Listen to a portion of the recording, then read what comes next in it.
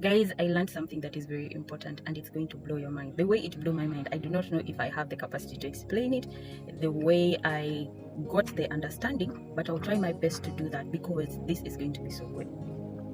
You see how they say that delayed obedience is also disobedience?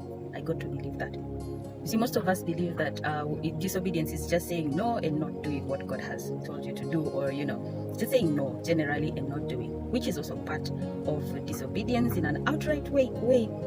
But disobedience is not outright when it is delayed, right? When we are stalling obedience, there is delay that happens in two ways.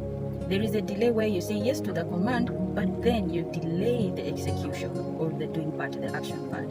Two, there is delaying to respond to the command or to the instruction that you have been given. Now, this is where it gets tricky. You see, when there is delay in even delay is a way of testing God. Now, let me bring it to the spiritual sense. You see, obedience to God and His commands and to His instructions. When you delay it, it's usually because of a few things.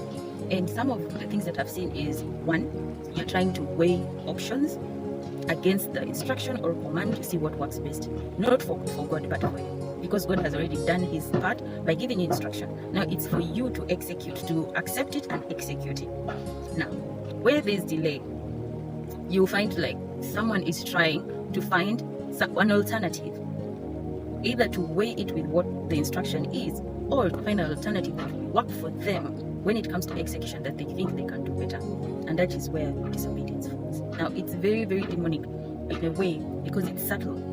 You'd rather say yes or no. The way Jesus said, let your yes be yes and let your no be no. Anything in between is from the devil. Now, do we understand why delayed obedience is actually quite it's the worst type of disobedience that you can do? You'd rather say yes or no and just move on, instead of stalling God and trying to think like there's something better, His instruction. That is actually what the Bible says. Do not put the Lord your God to the test, because when you are not obeying His instructions, because you are still seeking better alternatives, you are trying to weigh the scale of God's standard to any other thing that can work for you. That is very demonic.